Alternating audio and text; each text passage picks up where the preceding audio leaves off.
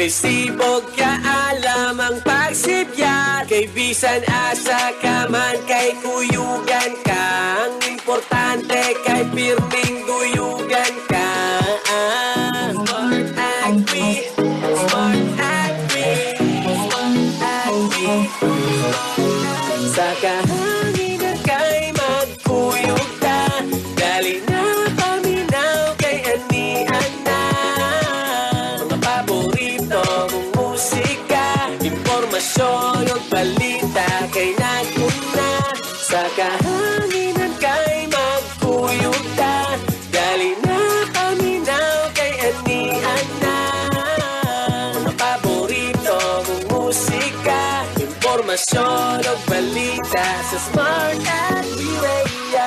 Sa Smart Agri ikaw naguna, sa aqua farming ug agrikultura. Kay bisan kinsa ka man may kaalam ka, ug giduyugan pa juta sa musika.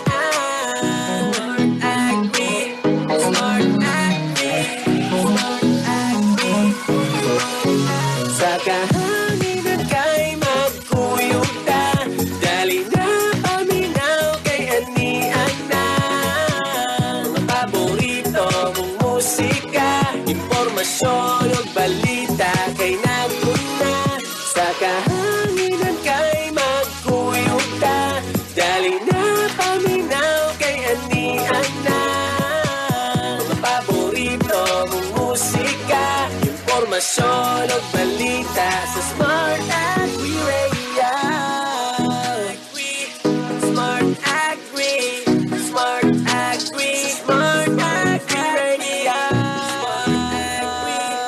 Smart Agri, Smart Agri, Smart Agri. Sa kahanginan kay magkuyog ta, dali na paminaw kay anian na. Mga paborito mong musika, impormasyon o balita kay naguna. Sa kahanginan kay magkuyog ta, dali na paminaw kay anian na.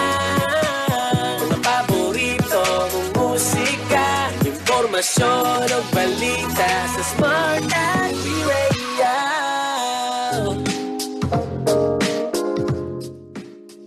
Magandang afternoon po sa ating lahat. What's up, PSSCNs sa lahat ng ating mga avid listeners. Kayo po ay nakikinig sa 103.9 SFC Smart Agri Radio. O kinig yung DJ sa kahanan, DJ Press, para sa programang Bida Estudyante.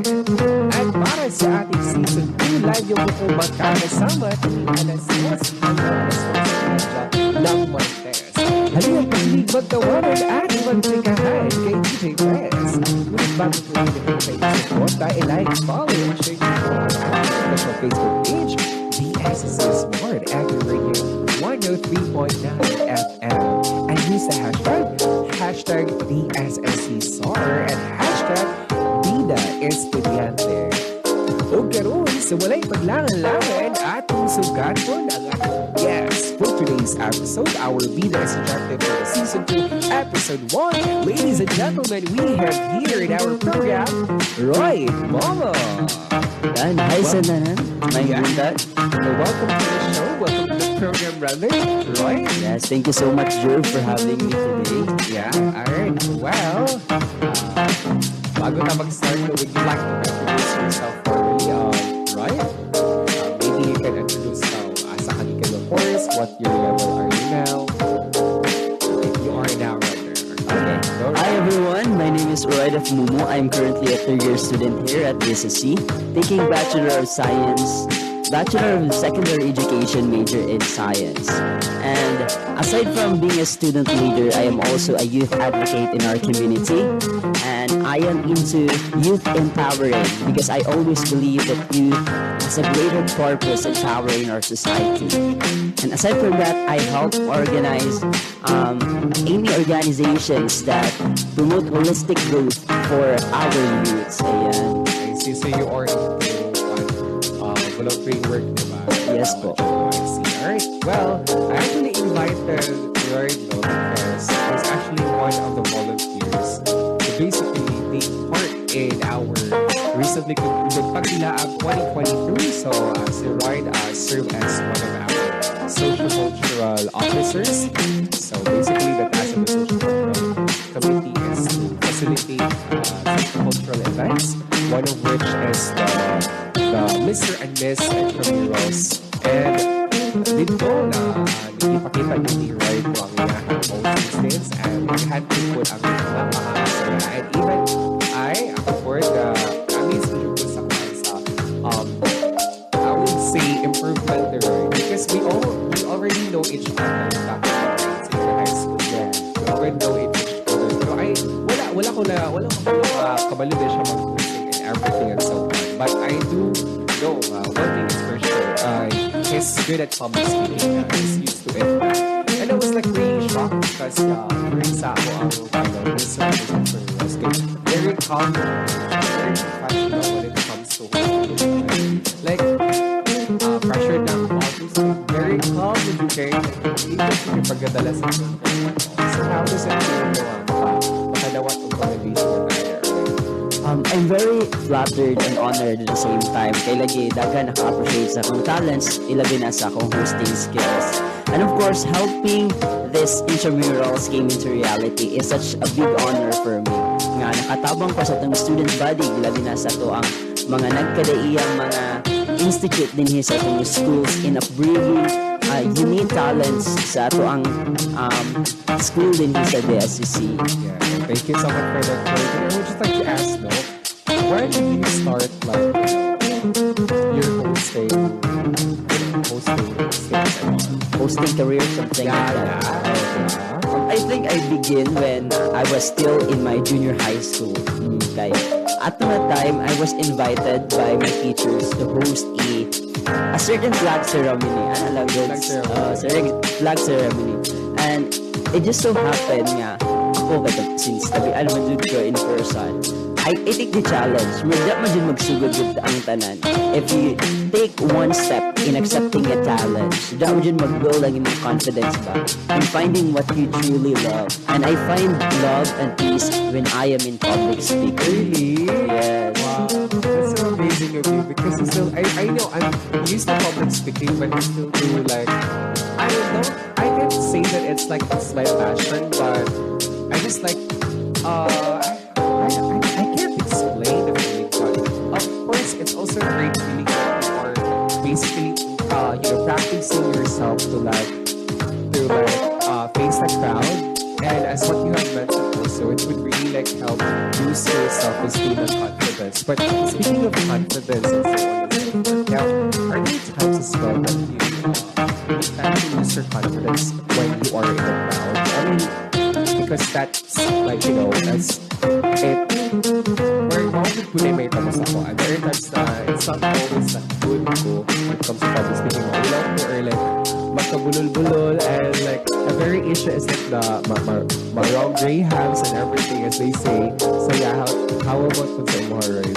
Yes, there will be moments yun nga maabot yun na akong na-encounter actually nga lagi ka na labi na when it comes to reading the names which I am not familiar with. Kaya ko very much challenged because I don't know how to pronounce their name correctly. Because what if ginamorder na din ako lang name, diba? Then the organizers, the people behind the event might sue me because of that. So something like that might happen.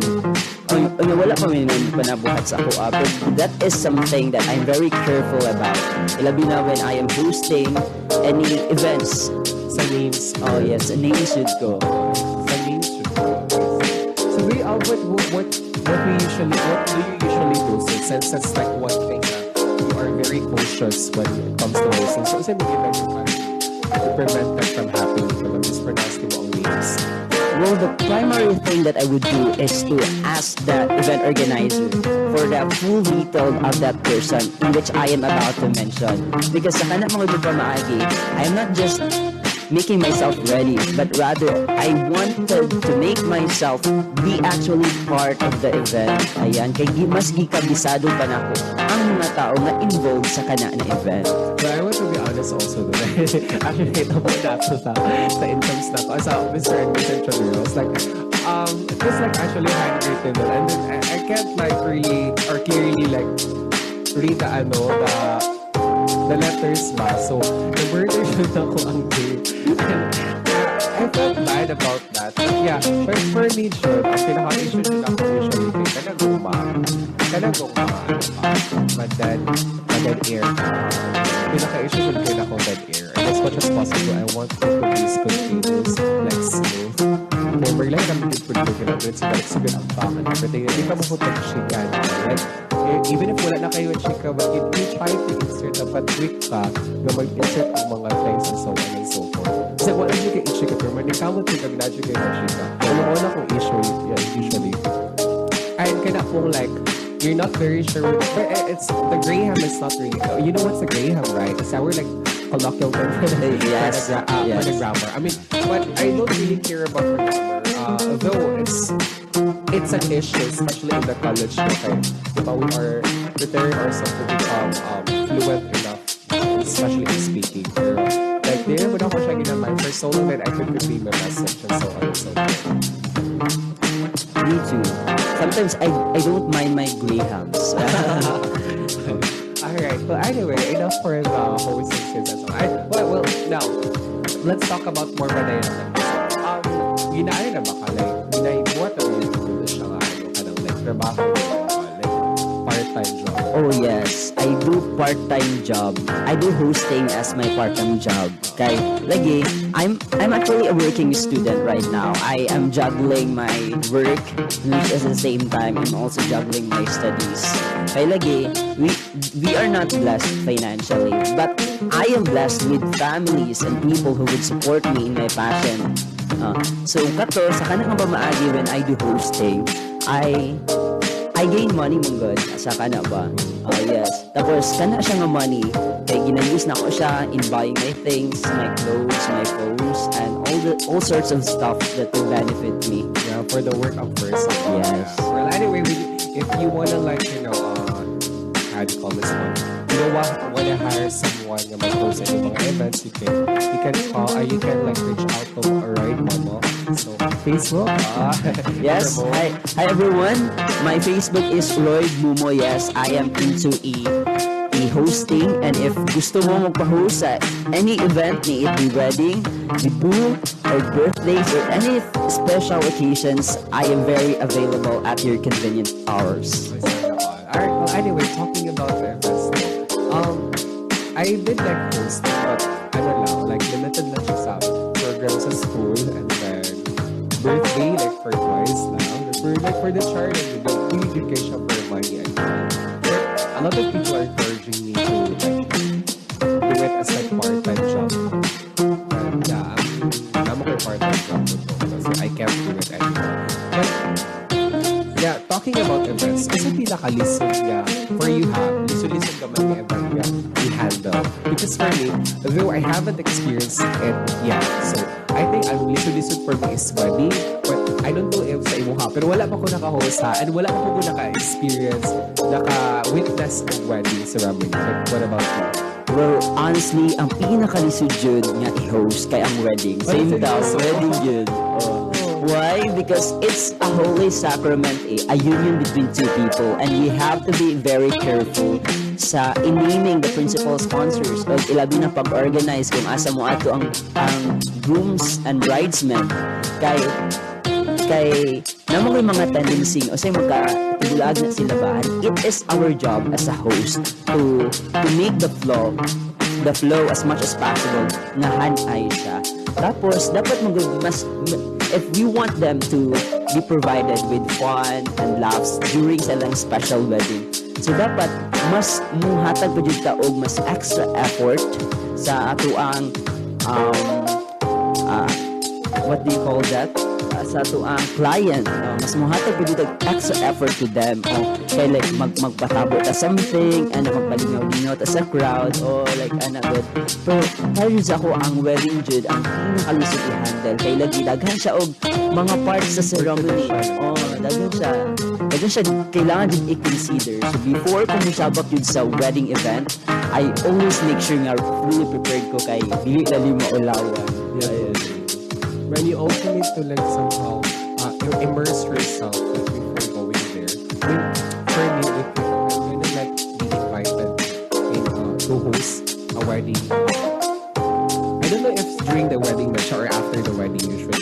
Or after the wedding na ano marag night or something. Oh, after the wedding. After the wedding naman. So like, feeling na ako kagalakan na ako mag-witness of like wedding ceremony. So wala pa po ko ka-try ko nag-witness. So I think listen to the imagine ako na which is the meeting. Paano ba nag-testify? There were events na ang wedding ceremony, like ang sacramental union between two people. Kaya dito na sa venue mismo.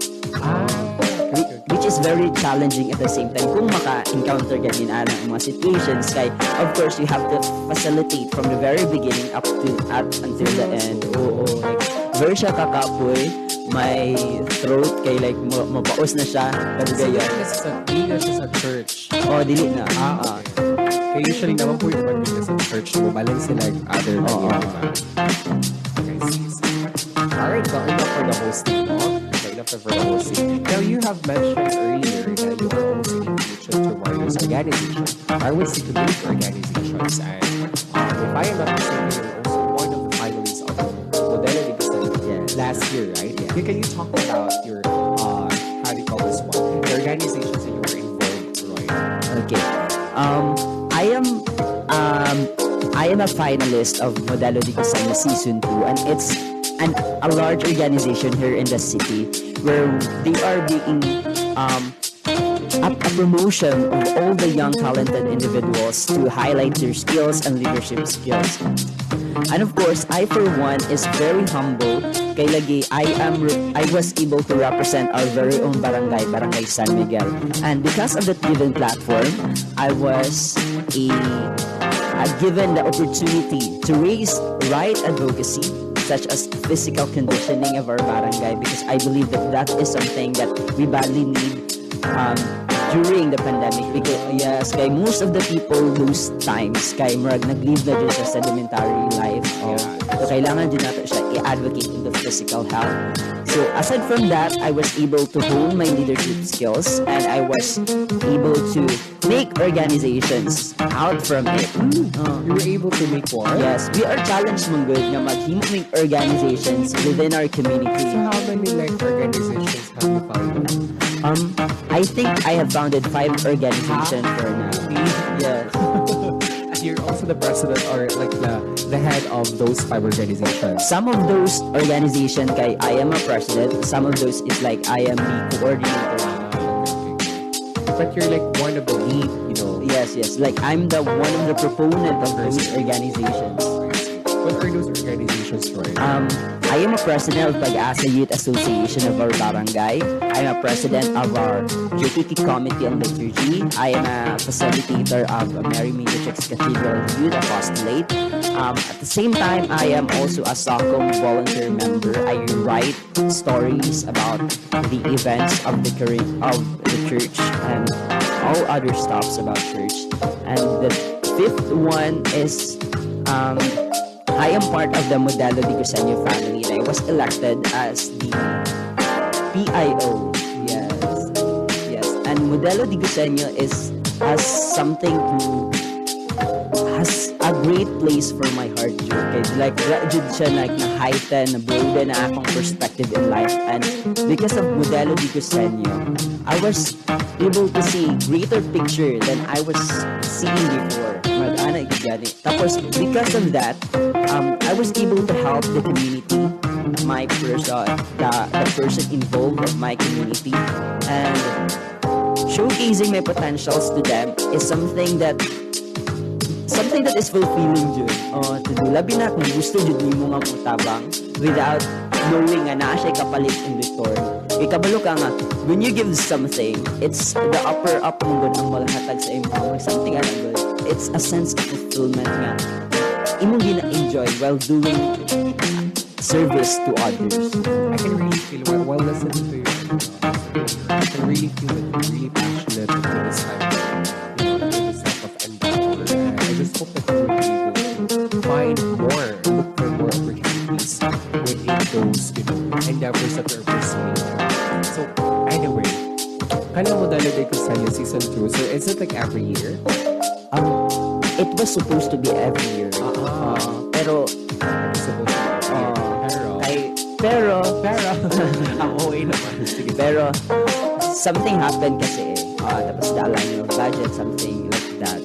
Pero hopefully ang modelo dito sa inyo will be kuan pa dyan, extend pa dyan siya. It's like a ground for all young leaders ba to be engaging to different social platforms. Ano dyan, like give it siya ang opportunity sa tanan.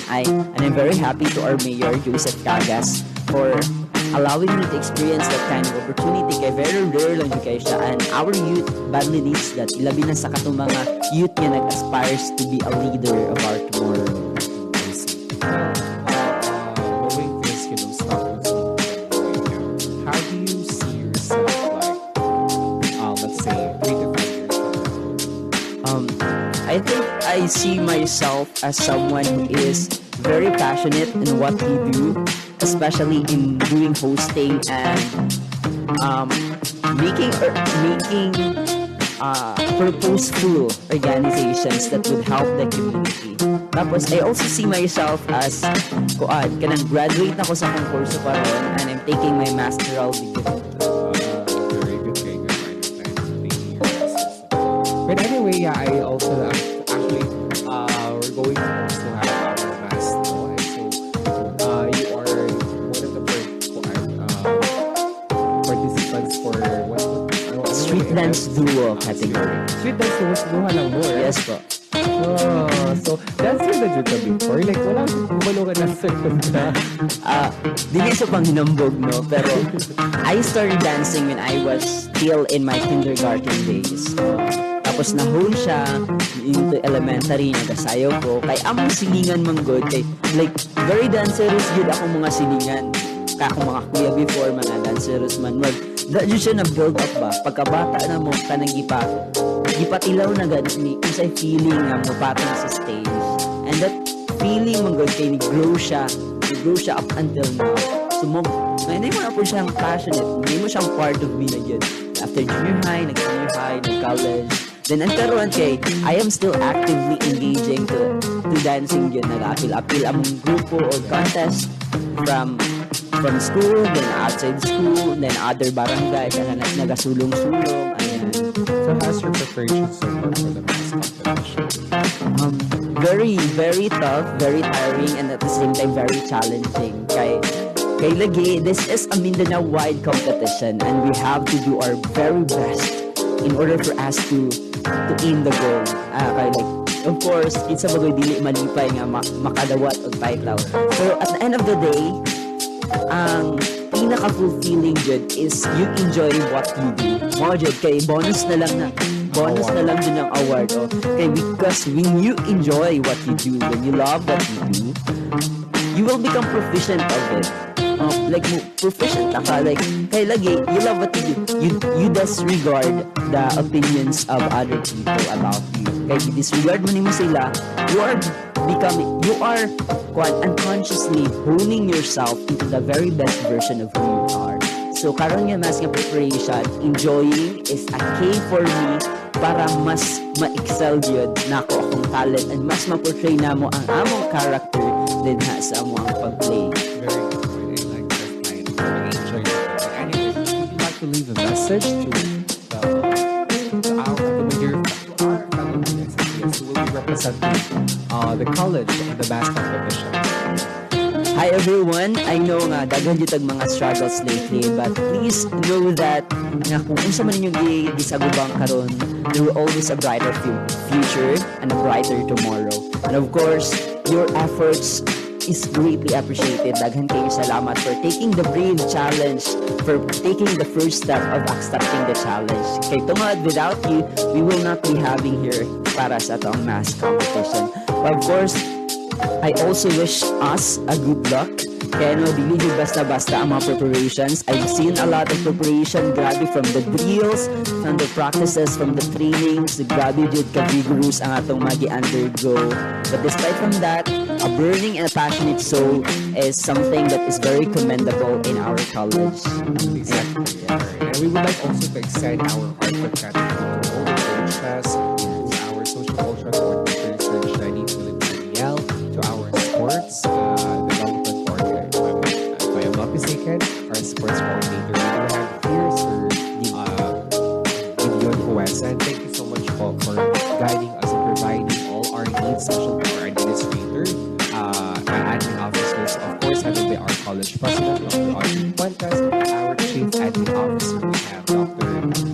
Nasibo, and our VPAA, Vice President for Academic Affairs, Dr. Severine Campesino.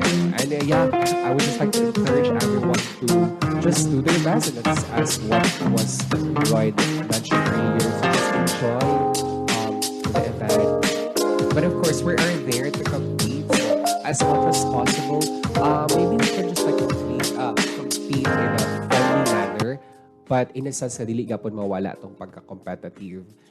Because that's our goal. So that's the essence why we are there. We're representing the college, and we want to aim for medals, of course. Because anyway, dili lang pud na sa tuang school. That's also for us. Yes. Yeah, that's also for us. I myself also one of the participants for the mass. Congrats in advance, Jerv. No, I mean, okay.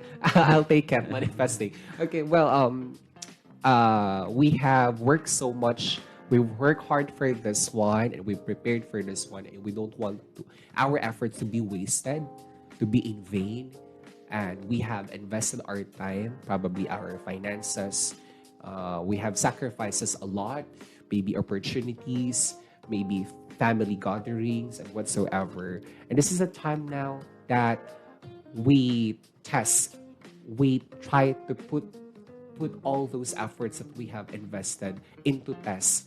And God bless us all. Wish you all the best, guys. So I think that would be all for our program. Thank you so much, Lloyd, for gracing my invitation. Thank you. You're welcome, Jerv, and thank you so much for having me in your program. Yeah, actually like a very, very, I would say, a fruitful conversation, and I've learned a lot from you. Thank you so much. Yeah, it's a pleasure to have you here, Lloyd, and I hope that we would be able to. No, wait, we're graduating. We're both graduating, right? I'm still a third year. Okay, you're still third year. Okay, napaka next year. Pwede pa ka mag-volunteer. Or you can join the SSG. Oh, sige, I would love to join and be part of SSG. You should join. Thank you. Alright, well, I think that would be all for today, for our class. Nahan ko klase mo good ko. But anyway, that would be all for our program, no? So, dagan kayong salamat sa inyong pagpaminaw. Sunod na pod, sunod Tuesday na pod, kita-kita na po tayo sa episode 2. That would be all. So, this is once again the Bida Estudyante, kung saan bida ka, di esasiyan. And mayang hapon, everyone. Goodbye! Bye!